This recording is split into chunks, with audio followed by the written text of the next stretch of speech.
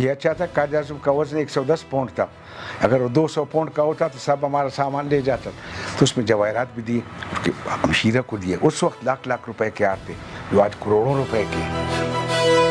اپنے سرداروں کو لوگوں نے بڑے مخالفت کیے کہ اس میں ہمیں کچھ فائدہ نہیں ہوگا، لیکن انہوں نے کہا آگے چل کے آپ کے لیے مفید ہوگا، let us make a country Islamic country ہوگا۔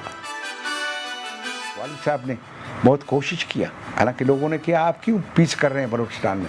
انہوں نے کہا جب میں گورنر تھا تو اپنے بیٹوں کو پہاڑ میں بھیج دیا، ہمیں پہاڑ میں بھیجا، ہم پہاڑ سے لوگوں کو واپس لائے جو لڑ رہے تھے۔ تو فوج حیران ہو گیا، یار ہم ان کے ساتھ اتنے وقت سے لڑ رہے ہیں، یہ ان کو ایسے لا رہے ہیں، تو میں نے کہا کوآرڈینیشن کریں۔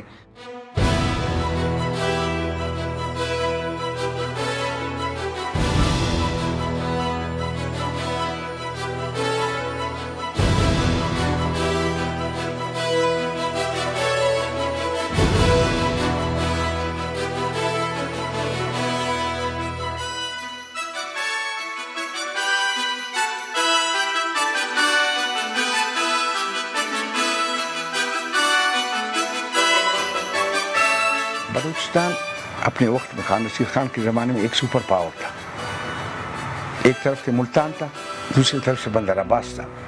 وہ کہتے ہیں نا درمیان ہند ایک جائے بود، ایک طرف ایران ایک طرف ہندوستان، بیچ میں کلات۔ تو کلات تھا 300-400 سال تک کلات کا نام تھا، پھر اس کو بلوچستان کا رخ دیا گیا۔ انگریز آئے تو انہوں نے کہا جی آدھا مجھے دے دیں، وہ نمری بوٹی ایریا اور نوشکے وغیرہ اپنے لیے، اس نے کوئٹے کو دیا لیز کے اوپر۔ اس زمانے میں 1 لاکھ روپے دیتے تھے، 3 لاکھ روپے ان کے لیے دیتے تھے، ریلوے کے لیے دیتے تھے۔ انگریز جا رہا تھا تقریباً جی، تو اس نے کہا کہ 14 اگست کو پاکستان کو میں چھوڑ کے جاؤں گا اور 15 اگست کو ہندوستان کو چھوڑ کے جاؤں گا، یونین جیک نیچے آئے گا۔ اور 5 تاریخ کو کلات کو آزادی ملا، ان سے 10 دن پہلے، اور وہ 11 مہینے کافی آزاد تھے۔ ان کا اپنا کرنسی تھا، اپنا ان کا ماحول تھا، ان کے اپنے فوج تھے ان کے پاس۔ پاکستان بن رہا تھا تو میرے والد صاحب 1940 سے قائد اعظم کے ساتھ تھے، تو انہیں یہاں لائے بلوچستان میں، ان کو انٹروڈیوس کیا کہ اگر کوئی آپ کے ساتھ نہیں ہوگا ہم آپ کے ساتھ کھڑے ہوں گے، ہم ایک ملک بنا رہے ہیں، ایک اسلامک ملک ہوگا۔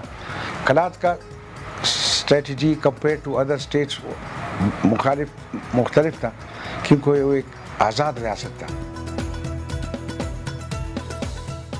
اسٹیٹ اٹھایا ہوا ہے سب کے لیے، مسلمانوں کے لیے ایک اچھا چیز ہوگا، تو انہوں نے یہ نیت کے ساتھ ان سب کو چھوڑ کے اپنے لوگوں کے ساتھ اپنا ہاؤسز کا بھی مخالفت کیا، اپنے سرداروں کو لوگوں نے بڑے مخالفت کیے کہ اس میں ہمیں کچھ فائدہ نہیں ہوگا، لیکن انہوں نے کہا آگے چل کے آپ کے لیے مفید ہوگا، let us make a country Islamic country ہوگا۔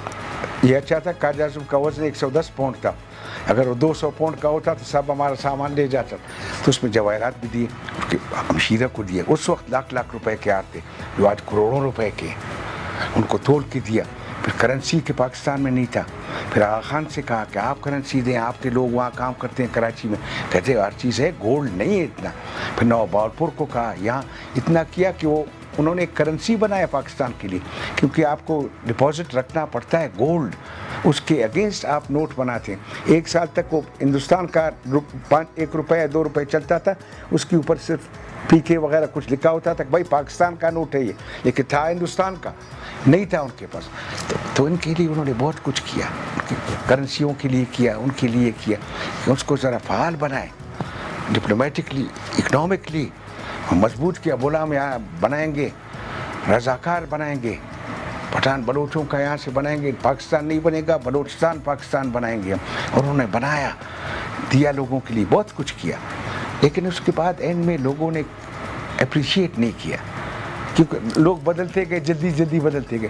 ایک زمانے میں آپ کو یاد ہے 50s میں میرے خیال 4 سال میں 9 پرائم منسٹر بدلے پاکستان، تو ہر 6 مہینے بعد ایک آتا تھا، کبھی سہروردی، کبھی یہ، کبھی وہ، کبھی نون صاحب، کبھی وہ، تو ایسے آئے جب تک وہ مارشل آیا 58 کا، پھر وہ چلے۔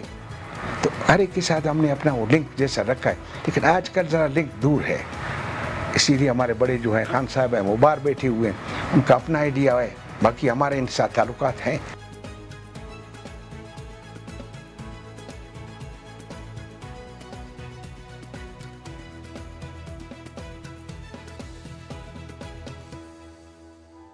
پاکستان نے بڑے معاہدے کیے، پاکستان کا اتنا بہت 2-4 صفحے بڑے पड़े हुए हैं, 20-25 उन्होंने मुआहदे किए कि हम ये करेंगे, आपको मराद देंगे, आप बादशाह रहेंगे, आप फिलान रहेंगे, जो आपके पहले के थे ये आपके करेंसी, आप पाकिस्तान के साथ मर्ज हो जाएंगे, आपको फैसिलिटीज़ होगा, आप ड्यूटी फ्री होगा, आपके पोर्ट्स आपके होंगे वगैरह, जो पहले अंग्रेज़ के साथ आपका था। लेकिन उन्होंने इन सब को 1 साल में इनकार किया इन सब चीज़ों से। तो लोगों के दिल भी टूट गए कि यार हमने इतना किया है किसी चीज़ के लिए। बट उस वक्त कायद आज़म भी वफात पा गए, फिर और लोग बीच में आए, लियाकत अली खान अपने में था, फिर दूसरा एक लॉबी आया जी, तो वो लॉबी शायद हमें पसंद नहीं था का, तो वो उन्होंने ये चीज़ें आस्ता आस्ता करके बंद कर दिए। तो हमारा उनके साथ फिर ताल्लुक़ नहीं था, बिल्कुल फिर कन्फ्रंट हुए। 58 तक यहाँ तक मामला आ गया कि फ़ौज कशी हुआ वालिद साहब के ऊपर। 10 साल बाद उन्हें पकड़ के 4 साल बंद किया। फिर अयूब खान ने देखा, कह रहा है इस आदमी के साथ नाइंसाफ़ी हुआ है, ये वाकई पाकिस्तान के साथ नहीं लड़ता, ये पाकिस्तान का फेवर का आदमी है, इसने पाकिस्तान को बनाया।